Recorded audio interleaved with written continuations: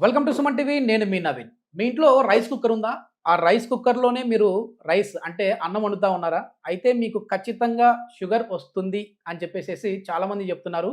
అసలు రైస్ కుక్కర్‌లో రైస్ వండడం వల్ల షుగర్ ఏ విధంగా వస్తుందనేది celebrity homeopathy expert doctor Chetan Raju garu ఉన్నారు. సార్‌ని అడిగి తెలుసుకుందాం. హాయ్ సార్, నమస్తే అండి. నమస్తే సార్. సార్, ఫస్ట్ థింగ్ వచ్చేసేసి మీకు స్పెషల్లీ థాంక్స్ అండి. ఎందుకంటే మన సుమన్ టీవీ వీడియోస్ చూసి మీకు కాల్ చేసి కన్సల్ట్ అయిన వారికి ఫ్రీ కన్సల్టేషన్ ఇస్తా ఉన్నారు.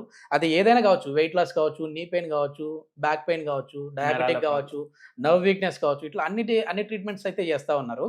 సో, ఇప్పుడొచ్చేసేసి నేను ఒక ఆర్టికల్ చదివాను సార్. రైస్ కుక్కర్‌లో రైస్ తినడం వల్ల షుగర్ వస్తుంది. అదే రైస్ నార్మల్‌గా పాతకాలం పద్ధతిలో తింటే రాదు అని చెప్పేసన్నారు. ఎందుకు రాదు? పాతకాలం పద్ధతిలో తింటే రాదు. రైస్ కుక్కర్‌లో తింటే వచ్చే షుగర్ ఎందుకొస్తుంది రైస్ తింటే? రైస్ కుక్కర్‌లో తింటే షుగర్ వస్తుంది అనేసి ఇప్పుడు అంటున్నారా? యెస్. ఆ! ఇప్పుడు ఏమైందంటే మీరు ఒకసారి ఆలోచన చేయండి. ఓకే. రైస్ కుక్కర్ ఉంటది గదా! హ్మ్. హ్మ్. అది అమ్ముడు పోవడానికి ఆ! ఏమని ప్రచారం చేసిర్రు తెలుసా మీకు స్టార్టింగ్‌లో? ఓకే. ఏమని చేసిండ్రంటే, మీరు గిన్నెల్లో రైస్ వండుతారు. హుహుహు. మీరు గిన్నెల్లో రైస్ వండడం వల్ల దాంట్లో ఉన్న న్యూట్రిషన్ పోతది. ఓకే. ఎట్లా ఓకే. పోతది? గంజి రూపంలో పోతది. ఆహాహా! మీరు పడేస్తారు గదా! ఎక్సెస్ నీళ్లు. అవును. అయితే మీరు ఏం చేయండంటే రైస్ ఏమో కుక్కర్‌లో వండుకోండి. హ్మ్. హ్మ్. కుక్కర్‌లో మీరు రైస్ వండుకుంటే ఏమైతదంటే దాని న్యూట్రిషన్ దాంట్లోనే ఉంటది అంటుండే. యెస్. యెస్. రైస్ మీరు ఒకవేళ కుక్కర్‌లో వండుతున్నారు అంటే హ్మ్. ఇప్పుడేమంటున్నారంటే షుగర్ వ్యాధి వస్తుంది. హ్మ్. హ్మ్. ఎటు చేసినా అంటే ఏదైనా చెప్తున్నారు. అందరూ ఏమనుకుంటారు రైస్ వల్ల షుగర్ వ్యాధి వస్తుంది. కానీ ఎక్కడ ఉంది సమస్య అంటే రైస్‌లో లేదు. ఓకే. ఓకే. కుక్కర్‌లో ఉంది. ఓకే. ఇప్పుడు 30 ఏండ్ల, 40 ఏండ్ల నుంచి అందరు రైస్ కుక్కర్‌లు వాడుతున్నారు. అవును. అప్పుడప్పుడే స్టార్ట్ అయింది జర. హ్మ్. నాకింకా గుర్తుంది నేను చిన్నగున్నప్పుడు గిన్నెల్లో అవును. వండుతుండే మా అవును. ఇంట్ల యెస్. యెస్. రైస్. నాకు గుర్తుంది సార్. యెస్. అయితే ఏంది అంటే గిన్నెల్లో మీరు రైస్ వండుతున్నారు హ్మ్. అంటే మీకు ఒకటి చెప్తా నేను. హ్మ్. ఫస్ట్ రైస్‌ని మంచిగా వాష్ జేసుకోండి. ఓకే. మంచిగా వాష్ జేసి దాంట్లో వాటర్ ఏసి జర సేపు వదిలేసేయండి దాన్ని.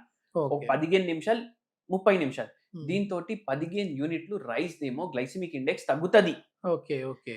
అది తగ్గినంక మీరు వాటర్ చేంజ్ జేసి, అది మీరు ఒక గిన్నెలో యేసుకోండి. హుహు. ఇప్పుడు మనం ఏం జేస్తాం కుక్కర్‌లో వండినప్పుడు 1 గిలాస్ రైస్ తీసుకుంటే, 2 గ్లాసులు డబల్ ఏమో నీళ్ళేస్తాం. నీళ్లు యెస్. యెస్. తీసుకుంటాం. ఆహా! ఇప్పుడు ఉడకబెట్టేటప్పుడు మీరు ఏం చేయండంటే అంతా కాదు, ఇంకా ఎక్కువ నీళ్లు తీసుకోండి. అవును. అవును. జర స్టిర్ చేస్తూ ఉండండి దాన్ని హ్మ్. వండేటప్పుడు. ఓకే. అది వండిపోయిన తర్వాత మనం ఇట్లా రైస్ చూసుకుంటాం. హ్మ్. వండిందా లేదా అనేసి. అవును. ఆ వాటర్ పడేసేయండి. దాంతోటి ఏమైతదంటే స్టార్చ్ ఏమో బయటికి పోతది. ఓకే. ఇప్పుడు కుక్కర్‌లో ఏడికెళ్ళి తీస్తారు మీరు? కానీ అందులో ఆ గంజి నీళ్ళు తాగడం వల్ల గూడా మనకి ఎనర్జీ వస్తదని జెప్పేసి తాగుతా అవును. ఉంటారు ఎందుకంటే గదా! దాంట్లో కార్బోహైడ్రేట్ ఉంది గదా! ఓకే. డీహైడ్రేషన్ అయిందనుకోండి ఆహా! పిల్లలకి. అట్లాంటి వాళ్ళకి అవసరం. డీహైడ్రేషన్ అయిందనుకోండి పిల్లలకి. హుహుహు. లూజ్ మోషన్‌లు అయితున్నాయనుకోండి. హ్మ్. వాళ్ళకివ్వండి. హాస్పిటల్‌కెళ్ళి గ్లూకోస్‌లు పెట్టుకునే అవసరం ఉండదు. సూపర్. యెస్. కానీ యెస్. యెస్. షుగర్ వ్యాధి ఉంది మనకు. అవును. హ్మ్. షుగర్ వ్యాధి ఉన్నప్పుడు మనం ఇంకా షుగర్ ఎందుకు తాగుడు? యెస్. యెస్. యెస్. అయితే అందుకే అది మనం తీసేస్తున్నాం. ఓకే. దాంతోటి గ్లైసెమిక్ ఇండెక్స్ తగ్గుతది. జొన్న రొట్టెకి ఉన్న గ్లైసెమిక్ ఇండెక్స్‌కి వచ్చేస్తది. ఓకే. ఓకే. ఎట్లా? ఇప్పుడు 60కొస్తది. మళ్ళా దాని మీద నెయ్యేసుకొని తినండి మీరు. హ్మ్. హ్మ్. ఏమంటారు? నెయ్యి తినొద్దు, నెయ్యి తినొద్దు. హ్మ్. హ్మ్. ఎందుకు తినొద్దు? ఫ్యాట్ ఫ్యాట్ ఉంటదనేసి ఆ! చెప్తుంటారు. మళ్ళా వాళ్ళే బటర్ అమ్ముతారు గదా! యెస్. యెస్. ఆ! అయితే ఏందంటే మీరు రైస్‌లో ఆవు నెయ్యి యేసుకొని తింటే హ్మ్. హ్మ్. ఇంకా దాని గ్లైసెమిక్ ఇండెక్స్ తగ్గుతది. ఓకే. ఓకే. సరే. మీరు వైట్ రైస్‌కి ఇట్లా చేసుకున్నారు గదా! ఇదే సేమ్ ప్రక్రియ మీరు బాస్మతి రైస్‌కి చేసిర్రనుకోండి. హ్మ్. జొన్నలు కన్నా చాలా వరకు తగ్గిపోతది దాని గ్లైసెమిక్ ఇండెక్స్. ఓహ్! ఓకే. బాస్మతి రైస్ తినొచ్చు. మీరు కుక్కర్‌లో వండొద్దు మళ్ళా. అదే అదేలెండి. ఇంకా తగ్గుతది దాని గ్లైసెమిక్ ఇండెక్స్. ఓకే. ఓకే. మళ్ళా ఇంకోటి చెప్తా సార్ మీకు. హ్మ్. యాహ్! ప్లీజ్. రోగం వచ్చినా రాకపోయినా ఇప్పుడు అందరూ హెల్త్ కాన్షియస్ అనేసి అనుకుంటారు. హ్మ్. కానీ ఏంది అంటే నేనొకటి జెప్తా. రోగం వచ్చినప్పుడు వరకు దీని వల్ల వచ్చిందని మనం చెప్పలేం. హ్మ్. హ్మ్. కుక్కర్‌లో ఎందుకొచ్చినాయి? స్టార్చ్ ఏమో రైస్‌లో ఉండాలనేసి. యెస్. యెస్.